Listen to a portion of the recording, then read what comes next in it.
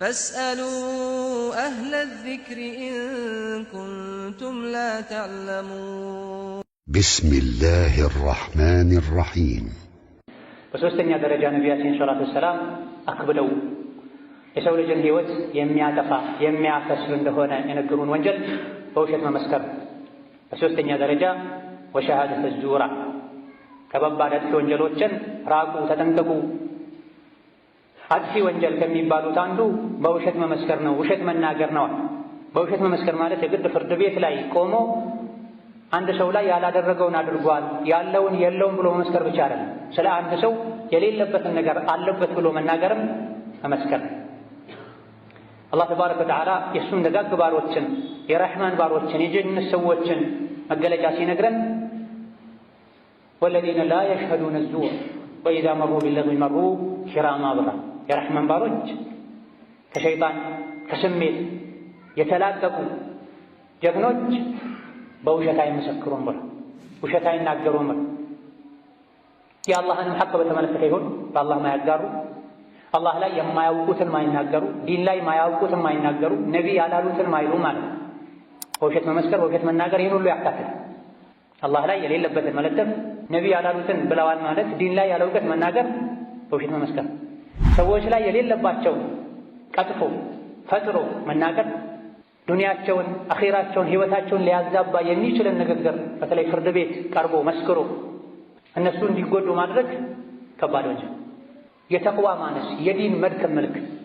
አንዳንዴ የሚያደርጉት ዘመዳቸውን ለመጥቀም ሊሆን ይችላል በውሸት የሚመሰክሩት።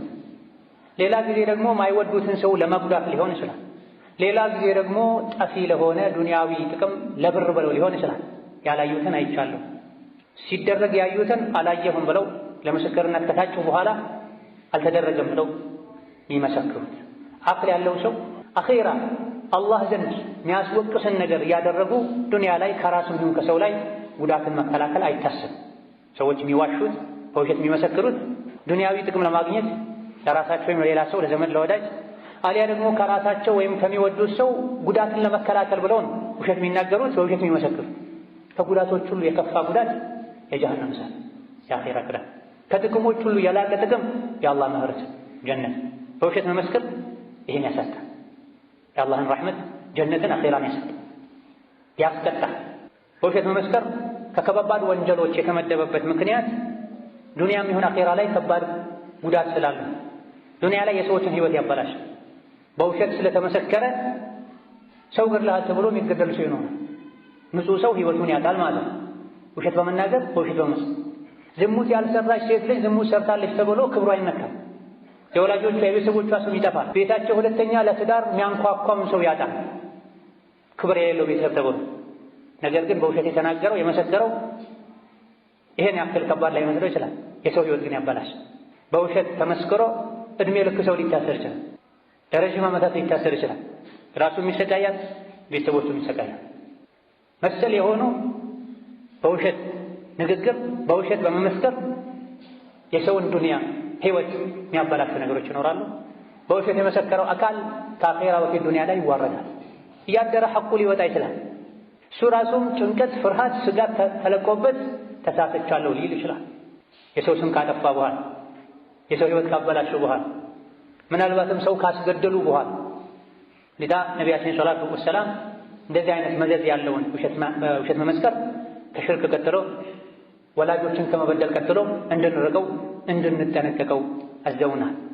ሙእምን ላይ የሌለበትን ንግግር የተናገረ ሰው አላህ ተባረከ ወተዓላ አስከነሁ ላሁ ረድገተል ኸባል ብላ የጀሃነም ሰዎች በጀሃነም እሳት ሲቀቀሉ ከነሱ የሚወጣ እዥ አለ፣ ቆሻሻ አለ። ያ ቆሻሻ ውስጥ እንዲታሰር አላህ ያደርገዋል ብሏል ነብዩ ሰለላሁ ዐለይሂ ወሰለም። ካለው ነገር ከውሸት ንግግሩ ጠርቶ እስኪወጣ ድረስ ሰው ላይ የሌለበትን ንግግር የተናገረ ሰው የጀሃነም ሰዎች በጀሃነም እሳት ሲቀቀሉ ሲጠበሱ ከነሱ የሚወጣ ፈሳሽ አለ። ይህ ፈሳሽ የተሞላበት ስፍራ ላይ ይታሰራል። ከግማቱ ከቃጠሎ ጋር ከውርደቱ ጋር ወንድሙ ላይ የሌለን ንግግር በመናገሩ ይህ አይነትን ጀዛ አላህ ይሰጠዋል። ሌላ ነብዩ ሰለላሁ ዐለይሂ ወሰለም ስለዚህ ወንጀል ሲናገሩ መጀመሪያ ሲናገሩ ጋደም ብለው ነበር፣ ተደግፈው ነበር የሚናገሩት። እዚህ ሲደርሱ ግን ተነስተው ቁጭ አሉ። አብዝተውም ደጋገሙት። ሰሓቦች ሁሉ አዝነውላቸው በጣም ተጨንቀው አክብደው ሲናገሩ ለይተሁ ሰከተ፣ ኧረ እንደው ዝም ባሉ ተጎዱ እኮ እስኪሉ ድረስ ይሄን ወንጀል አስጠንቅቀዋል። አላህን እንፈራ በንግግራችን፣ በሐሳባችን፣ ከዘመድ ጋር፣ ከባዕድ ጋር፣ ከወዳጅ ጋር፣ ከጠላት ጋር ባለን ግንኙነት በሁሉም አላህን እንፈራ ይገባል። ይሄን ነው ሙእምን የምንባል። ከስሜት ጋር በሚሄዱ በሚቀሉ ነገሮች ላይ ብቻ ሙስሊም መምሰል ሳይሆን በሁሉም ነገር ላይ በሁሉም ቦታ ላይ አላህን እንፈራ ይገባል። اللهم صل وسلم وبارك على عبدك ورسولك محمد وعلى اله واصحابه واتباعه وسلم تسليما كثيرا. اللهم اعز الاسلام والمسلمين واذل الشرك والمشركين ودمر اعداءك اعداء الدين. اللهم اجعل هذا البلد امنا مطمئنا وسائر بلاد المسلمين. اللهم اجعل هذا البلد امنا مطمئنا وسائر بلاد المسلمين. اللهم اجعل هذا البلد امنا مطمئنا وسائر بلاد المسلمين. اللهم امنا في دورنا واوطاننا. اللهم امنا في دورنا واوطاننا. اللهم امنا في دورنا واوطاننا.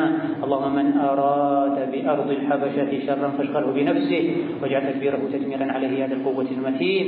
اللهم من أراد بأرض الحبشة شرا فاشغله بنفسه واجعل تدبيره تدميرا عليه يد القوة المتين. اللهم احفظنا من بين أيدينا ومن خلفنا وعن أيماننا وعن شمائلنا ومن فوقنا ونعوذ بعظمتك أن نغتال من تحت أرجلنا.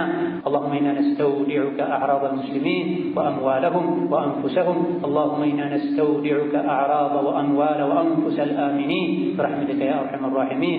ربنا آتنا في الدنيا حسنة وفي الآخرة حسنة وقنا عذاب النار.